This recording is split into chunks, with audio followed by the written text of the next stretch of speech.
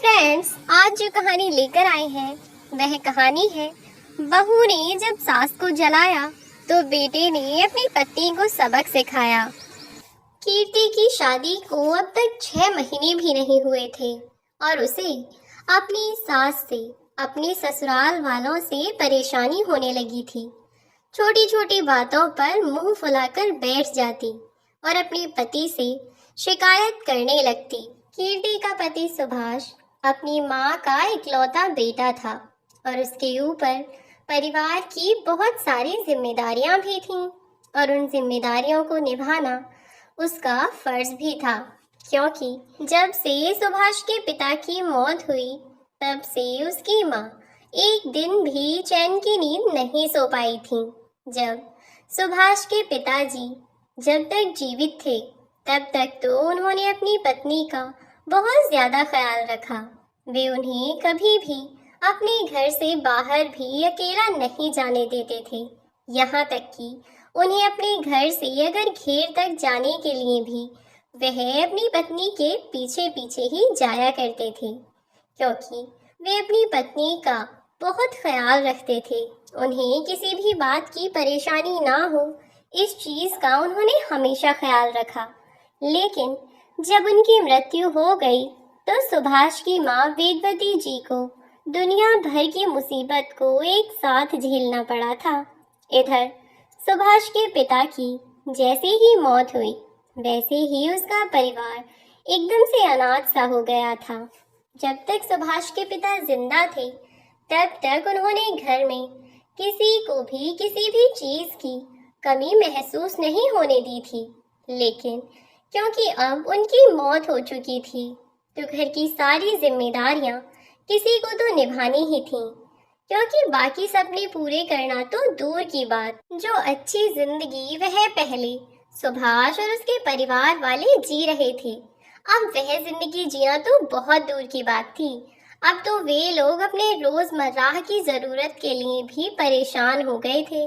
और सुभाष की माँ वेदवती जी, उन्होंने बहुत कोशिश की कि वह अपने घर से बाहर ना निकलें, लेकिन कहते हैं ना कि यह समाज बहुत दोगला है। बातें बनाने के लिए तो सब लोग आ जाते हैं, लेकिन अगर किसी के घर में रोटी ना हो ना तो उसे रोटियां देने के लिए कोई नहीं आता, चाहे वह भूख से बिलख बिलख कर मर ही क्यों न जाए। तो बस वेदवती जी अपने बच्चों को भूख से बिलखता हुआ नहीं देख सकती थीं। इसीलिए उन्होंने फैसला किया कि अपने बच्चों के लिए कुछ तो करेंगी ही।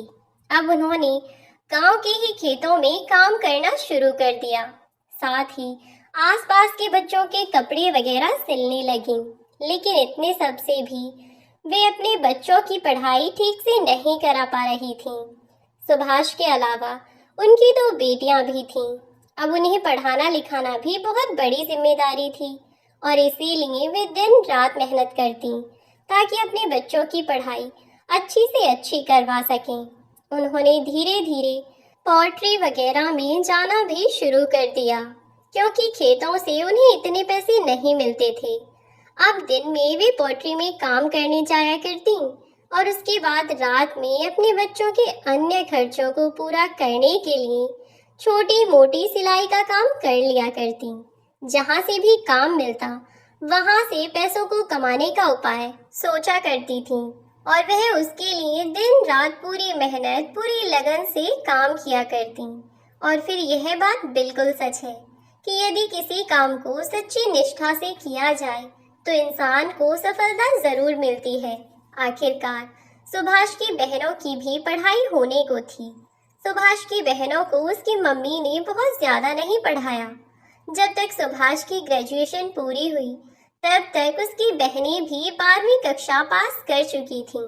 12वीं के बाद बहनों ने भी अपने भाई के अच्छे भविष्य के लिए माँ का हाथ बटाने का सोचा और वह अपनी माँ की मदद करने लगीं और उनकी दोनों बेटियां घर में सिलाई करने लगीं और अब वे अच्छे खासे पैसे कमाने लगी थीं। देखते ही देखते उन्होंने अपना अच्छा हिसाब किताब बना लिया। अब तक सुभाष की भी नौकरी लग चुकी थी। अब सुभाष की माँ वेदवती जी ने अपनी बेटियों की शादी करने का निश्चय किया और जल्दी ही अच्छे लड़के देखकर पहले उन्होंने अपनी बेटियों की शादी कर दी। उसके बाद उनके एक रिश्तेदार ने उन्हें कीर्ति के बारे में बताया था। जब वे लोग कीर्ति को देखने गए तो कीर्ति उन्हें एक नज़र में पसंद आ गई थी। तब कीर्ति के घर वालों ने वेदवती जी को बताया था कि कीर्ति को खाना बनाने का बड़ा शौक है और वह बिल्कुल शांत रहती है, ज्यादा किसी से बात करना पसंद नहीं करती। मतलब कि वह बहुत ज्यादा बड़बोली नहीं है, चुगली करना और इन सब चीजों से तो बहुत दूर है। और फिर हमारी बेटी में किसी चीज की कोई कमी नहीं है, कढ़ाई, बुनाई, सिलाई सब कुछ कर लेती है। अब यह सब सुनकर वेदवती जी को भी अच्छा लगा। उन्होंने सोचा कि चलो अच्छा ही है, बहू को सब काम आते हैं तो हमें घर घर घूमने की जरूरत नहीं पड़ेगी। जो काम पहले बेटी संभाल लिया करती थी, यदि बहू चाहे तो अपना काम कर सकती है, हमें कोई आपत्ति नहीं है। तब तो शुरू में कीर्ति ने कहा था, नहीं मुझे कोई काम नहीं करना, मैं तो अपने घर के काम करने में ही खुश हूँ और फिर मुझे भला पैसों की क्या ही जरूरत है। घर के कामों से आप निश्चिंत रहें, मैं आपके घर को बहुत अच्छे से संभाल लूंगी। इसीलिए वेदवती जी ने शादी के लिए हाँ कर दी थी। और शादी के बाद जब कीर्ति विदा होकर सुभाष के घर आई तो पहले महीने से ही आए दूसरे दिन वह किसी न किसी बात पर अपना मुंह बनाकर रखने लगी। कभी किसी बात पर तो कभी कभी किसी बात पर गुस्सा होकर बैठ जाती। शुरू में वेदवती जी ने सोचा कि यह इसीलिए परेशान है कि शायद अपना घर छोड़कर आई है और फिर एडजस्ट होने में थोड़ा तो समय लगता ही है। किसी भी इंसान को अगर उसके घर से दूर कर दिया जाए तो उसे अपने आप को उस दूसरी जगह के हिसाब से ढालने में थोड़ा समय तो लगेगा ही। यही सोचकर शुरू में वे अपनी बहू कीर्ति की गलतियां नजरअंदाज करती रहीं, लेकिन कीर्ति ने भी हद ही कर दी। उसकी सास जितना चुप रहने लगी वह उतना ही ज्यादा बोलने लगी। अब तो उसे हर बात पर शिकायत रहती थी।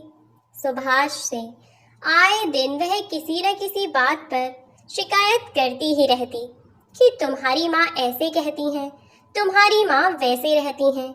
आखिरकार उसने सुभाष से कहा कि मुझसे इस घर का काम नहीं होता, सुबह से लेकर शाम तक मैं ही क्यों लगी रहती हूँ। पता नहीं तुम्हारे घर में कितना काम है कि यह काम ही खत्म होने का नाम नहीं लेता। अब सुभाष भला उसे कैसे मना कर सकता था, क्योंकि उसके अलावा उसकी माँ का भी आखिर कौन ही था। अगर वह किसी से कहता भी तो क्या कहता कि वह अपनी पत्नी को लेकर अलग होना चाहता है, पर किससे अलग होना चाहता है। समाज के लोग उस पर थूकेंगे। सुभाष ने कीर्ति को समझाने की बहुत कोशिश की, क्यों तुम मुझे सब लोगों के सामने मुंह दिखाने के लायक नहीं छोड़ना चाहती हो कीर्ति। आखिर मुझे परेशानी तो बताओ कि आखिर परेशानी क्या है। घर में इतना काम तो होता नहीं है। तब कीर्ति ने कहा, सुबह उठते ही जब मैं खाना बनाने लग जाती हूँ तो तुम्हारी माँ को उससे भी परेशानी है। सुबह सुबह उठकर सीधा किचन में मत जाया करो, पहले नहा धोकर पूजा पाठ का काम निपटाया करो, उसके बाद ही किचन में जाओ। और जब तुम्हारा लंच समय से पैक नहीं हो पाता तो कहती हैं कि कोई काम समय से नहीं होता। सुभाष ने कहा, तुम थोड़ा सुबह को जल्दी उठ जाया करो। तब कीर्ति मुंह बनाती हुई बोली, अब क्या सुबह 6 बजे उठकर बैठ जाऊं? अरे 8 बजे तक बिस्तर से उठ जाती हूँ मैं। अब इससे ज्यादा जल्दी उठना मेरे बस की बात नहीं है। अगर तुम्हारी माँ सोचें कि मैं सुबह 6 बजे उठकर पहले नहाऊं, फिर पूजा करूं और फिर जाकर किचन में खाना बनाऊं, तो तुम्हें उसके बाद ऑफिस भेजूं, उसके बाद दोपहर का खाना बनाकर उन्हें खिलाऊं, तो इतना मेरे बस का नहीं है। साफ साफ कह देती हूँ। और फिर तुम्हारी माँ को यह भी परेशानी कि मैं सुबह ही खाना बनाकर रख देती हूँ। अरे अगर सुबह ही खाना बनाकर रख दिया तो कौन सी आफत आ गई? दोपहर तक क्या वह खाना बेकार हो जाता है? तब सुभाष बोला, देखो कीर्ति, जहाँ तक बात रही सुबह उठने की, तो माँ ने तुमसे कुछ गलत तो नहीं कहा। सुबह उठकर तुम समय से खाना पीना बना सकती हो, अगर तुम चाहो तो। लेकिन नहीं, तुम्हें तो 12 बजे तक बिस्तर में पड़े रहना है। उसके बाद भी हर बात में तुम्हें माँ की कमी नजर आती है। इतना बड़ा परिवार तो है नहीं, और अगर माँ दोपहर में गरम खाना बनाने के लिए कहती हैं, तो कौन सी आफत आ गई? तुम उनके लिए 4 रोटियां गरम नहीं बना सकती क्या? उसने कीर्ति से कहा। उसने सोचा कि उसे सच या झूठ अब कैसे भी करके अपने पति को अपनी सास के खिलाफ करना ही होगा। यह सोचकर कीर्ति अपने मन ही मन में सोचने लगी कि अगर ऐसा नहीं किया तो वह उसकी बात कभी नहीं मानेगा। इसीलिए उसने अपनी सास को बात बताना बंद कर दिया। किसी न किसी बात पर उनसे नाराज हो जाया करती। और कल सुबह तो कुछ नहीं हुआ। बस 7 बजे उसकी सास उसे आवाज देकर कहने लगी कि बेटा उठ जा, आज एकादशी है, उठकर मंदिर चल, पूजा करके आते हैं। और जब उसने एक बार में नहीं सुना तो उन्होंने आकर उसका दरवाजा खटखटाया। और जब वहां दरवाजा खटखटाते हुए उन्हें कुछ देर हो गई तो उन्होंने दरवाजा खोल दिया। अब उनकी बहू अपनी सास पर चढ़ बैठी और बोली, तुम्हें इतनी भी तमीज नहीं है, इतनी बुढ़ी हो गई हो, पर इतनी तमीज नहीं है कि यूं ही दरवाजा खोल दिया। वह तो बस अब पूरे दिन उन्हें इसी बात पर सुनाती रही और आज सुबह उठकर इधर उधर मंडराती रही, पर उसकी सास ने उसे कुछ न कहा। अब आखिरकार किचन में खाना बनाने के लिए आ ही गई और उसने कढ़ी बनने के लिए रखी। अपनी सास को कहा कि जरा कढ़ी चला दो, मैं कमरे में होकर आती हूँ। जैसे ही उसकी सास वहां आने लगी कि उनकी बहू ने अपने हाथ पर कढ़ाई में रखी हुई वह कढ़ी पलट दी, जिससे उसका पूरा हाथ जल गया। उनकी बहू जोरों से चिल्लाने लगी। अपनी पत्नी की चीख सुनकर सुभाष भी दौड़ा चला आया और अब सुभाष ने जब अपनी पत्नी का हाथ जला हुआ देखा तो उसे दौड़कर अस्पताल लेकर गया। तो वह अपनी सास पर चिल्लाती हुई बोली कि यह सब इस बुढ़िया की वजह से हुआ है, सब कुछ इसी का किया धरा है। उसने जो भी किया है सब कुछ जानबूझकर किया है। अब मैं इस घर में बिल्कुल नहीं रहूंगी सुभाष। या तो तुम अपनी माँ को किसी वृद्धाश्रम भेज दो या फिर उनसे अलग हो जाओ, वरना मैं अपने मायके चली जाऊंगी। देखो, अगर तुमने मेरी बात नहीं मानी तो मैं सच में अपने घर चली जाऊंगी। सुभाष तो पहले से ही जानता था।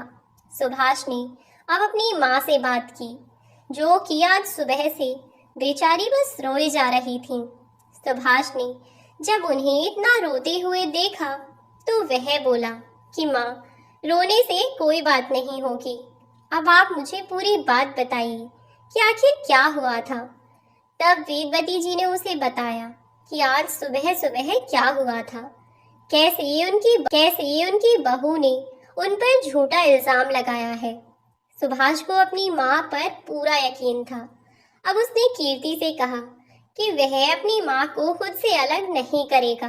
कीर्ति चाहे जो कर सकती है। गुस्से में तमतमाती हुई कीर्ति ने एक हाथ से ही अपना बैग पैक किया और बस सामान लेकर गुस्से में निकल पड़ी। अपने घर जाकर अब कीर्ति ने अपने माँ बाप और अपने भाइयों से दुनिया भर की बातें लगाईं। लेकिन सुभाष के ससुर जी सुभाष को बहुत अच्छी तरह से जानते थे और अपनी बेटी को भी। उन्होंने बिना देर किए सुभाष को फोन लगाया और उससे बात की।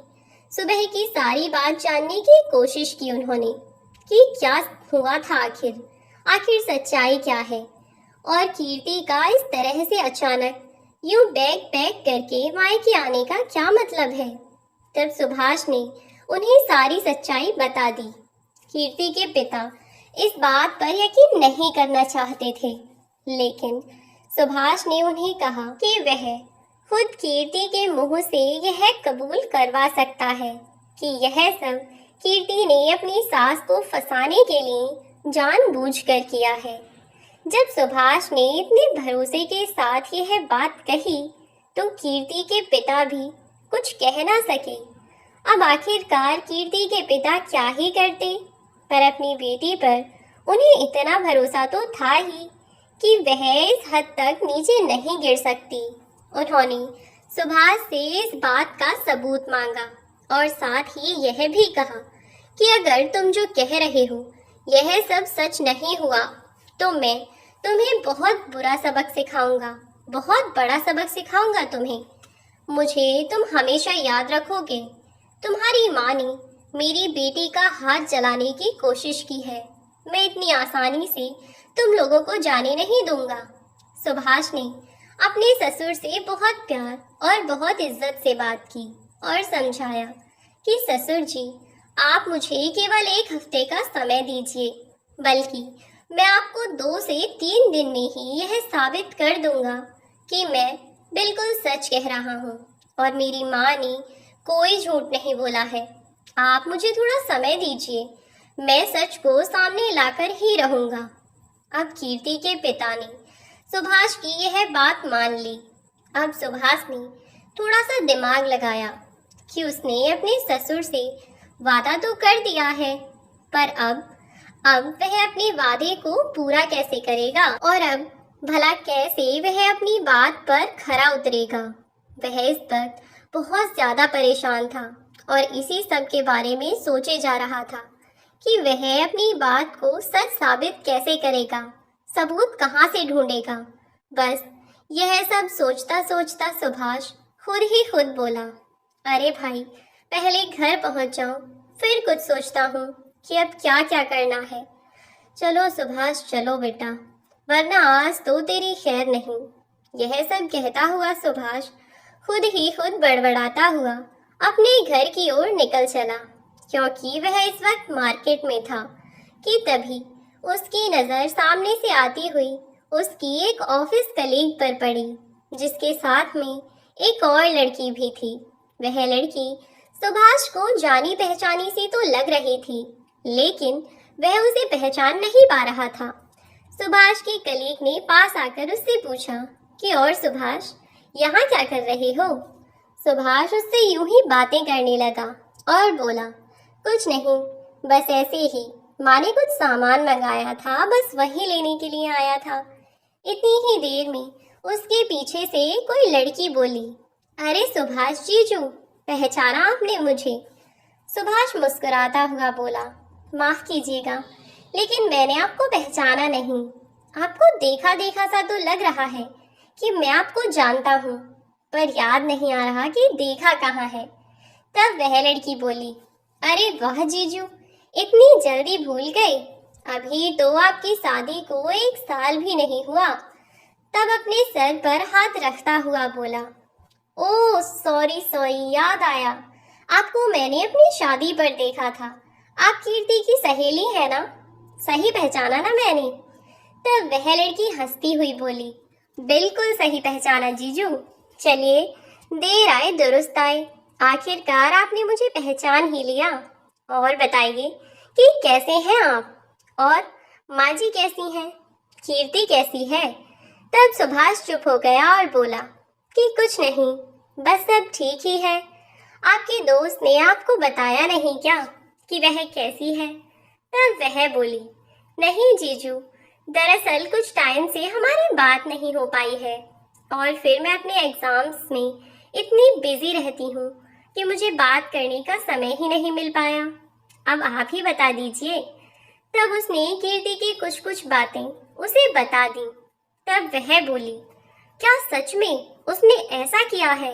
और वह लड़की सुभाष से बोली, आप परेशान मत होइए जीजू, मैं उसके घर जाकर उसे समझाती हूँ कि वह जो कर रही है वह गलत है, और साथ ही अंकल को भी समझाऊंगी। तब सुभाष बोला, नहीं, अगर आप सच में उसका भला चाहती हैं तो क्या आप मेरी एक मदद कर सकती हैं? तभी के तभी सुभाष के दिमाग में एक आइडिया आया। अब उसके दिमाग में जो आइडिया आया था उसे पूरा करने के लिए उसे कीर्ति की सहेली की मदद की जरूरत थी। तो उसने अपनी साली यानी कीर्ति की सहेली की मदद मांगी। कीर्ति की सहेली ने भी अपनी सहेली का घर बचाने के लिए और सच को सामने लाने के लिए सुभाष की मदद करने के लिए हामी भर दी। अब सुभाष ने जैसे जैसे बताया बिल्कुल वैसे वैसे ही कीर्ति की सहेली दीपा ने उससे बात की। दीपा ने कीर्ति को कॉल किया और 1-2 दिन तक वह यूं ही कीर्ति से बातें करती रही कि तेरे ससुराल में सब लोग कैसे हैं, तेरी सास कैसी है, जीजू कैसे हैं। कीर्ति उससे अपनी सास की बुराइयां करनी शुरू कर देती है। अब वह भी बड़े मजे से कीर्ति की सास की बुराई सुना करती थी। अब धीरे धीरे कीर्ति बिल्कुल फ्रैंक होकर उसे अपनी सारी बातें बताने लगी। लगभग 2-3 दिन बाद ही जब कीर्ति दीपा से बात कर रही थी तो दीपा ने कहा, अरे जब तेरी सास इतनी ही बुरी है तो तुझे पीछा छुड़ाने के लिए तू कुछ करती क्यों नहीं? कुछ ऐसा कर कि जीजू तेरी बात भी माने और अपनी माँ को उठाकर अलग फेंक दें। कब तक उनकी सेवा करती रहेगी? तब कीर्ति ने फोन पर उसे सारी बातें कह दी। कहा कि हाँ बहन, बिल्कुल सही कह रही है तू। किया तो मैंने भी कुछ ऐसा ही है। मैंने अपनी सास पर झूठा इल्जाम लगाया कि वह मुझे जलाकर मारना चाहती है, उससे मेरा हाथ जलाया है और बस यह सब करने के बाद मैं गुस्से में अपने घर आ गई। 1-2 दिन में शायद तेरे जीजू भी मुझे लेने आ ही जाएंगे। आखिर मेरे बिना कब तक रह पाएंगे? अपनी उस बूढ़ी माँ को छोड़कर आखिरकार उन्हें यहाँ आना ही होगा। कीर्ति ने अब तक जो भी चाल चली थी सब उसने अपनी उस दोस्त को फोन पर बता दी, बिना यह सब सोचे कि उसकी यह सब बातें फोन पर रिकॉर्ड की जा रही थीं और साथ ही कीर्ति का भाई भी फोन पर यह सब बातें सुन रहा था। अब यह रिकॉर्डिंग सुभाष के पास पहुंच गई तो सुभाष ने बिना देर किए यह रिकॉर्डिंग अपने ससुर जी को भेज दी, जिसे सुनकर उन्हें अपनी बेटी पर बहुत गुस्सा आया और उन्होंने कीर्ति को जोरदार थप्पड़ मारते हुए कहा, बेशरम, बेगैरत, तुझे हमने यही संस्कार दिए थे जो तू अपनी सास के साथ ऐसा बर्ताव करके आई है। आखिर क्यों तूने अपनी सास के साथ ऐसा बर्ताव किया? हमने तो कभी भी तुझे ऐसा कुछ नहीं सिखाया। हमेशा से ही हमने बड़ों का सम्मान करना सिखाया, लेकिन तूने क्या किया? हमारे संस्कारों की धज्जियां उड़ा कर रख दी, उनका इतना अपमान किया। तू वास्तव में तो इस लायक ही नहीं है कि कोई तेरी बातों पर यकीन करे, क्योंकि जो इंसान तेरी बातों पर यकीन करेगा तो उसी को शर्मिंदा करेगी। कैसी बेगैरत लड़की है तू! अपने आप को शर्मिंदा करने से पहले तूने एक बार नहीं सोचा। कीर्ति के पिता ने उसे दुनिया भर की बातें सुनाई और उसे अपने घर से निकालकर खड़ा कर दिया। कीर्ति के पिता आज बहुत ज्यादा गुस्से में थे। उनकी नाराजगी साफ झलक रही थी उनके बर्ताव से ही। उन्होंने जब कीर्ति को बाहर निकाला तो साथ ही यह भी हिदायत दी कि आज के बाद अगर अपने पति के साथ आए केवल तब ही तो इस घर में आ सकती है, वरना अगर तू अकेले झगड़ा करके इस घर में आएगी तो इस घर के दरवाजे तेरे लिए हमेशा बंद रहेंगे। कीर्ति को अब यह बात समझ आ गई थी।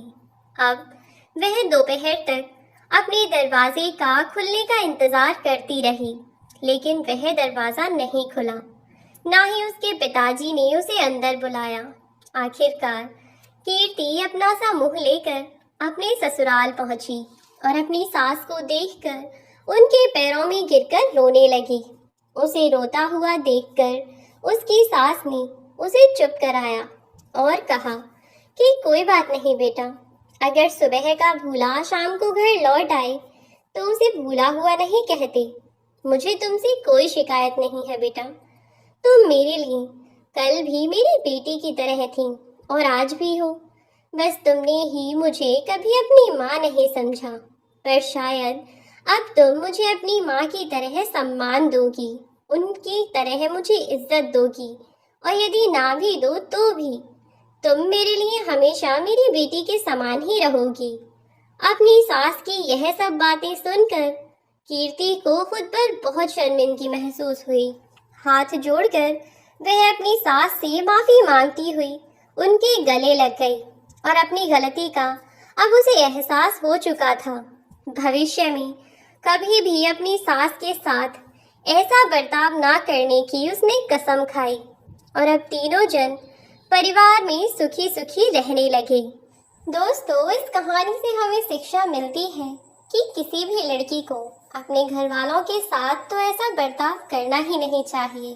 साथ ही लड़कों को भी आंखें बंद करके अपनी पत्नी की ही बातों पर या केवल अपनी माँ की ही बातों पर विश्वास नहीं करना चाहिए। कम से कम एक बार खुद सच जानने की कोशिश करनी चाहिए ताकि कोई निर्दोष किसी की घृणा ना झेले, किसी की कड़वी बातें उसे ना सुननी पड़े। साथ ही यह भी जरूरी है कि आप आंख बंद करके अपनी बेटी यदि आपसे कुछ कह रही है तो उसकी बातों में आकर ही सामने वाले को दोषी ठहराना भी सही नहीं है। कम से कम एक बार किसी भी इंसान को अपनी बात रखने का मौका देकर उसे अपना सच साबित करने का मौका देकर गलत को गलत और सही को सही बताकर हम कई बार अपने परिवारों को टूटने से बचा सकते हैं। वीडियो को लाइक और शेयर करके चैनल को सब्सक्राइब कर दें। वीडियो में अंत तक बने रहने के लिए धन्यवाद। मिलती हूँ नेक्स्ट वीडियो में।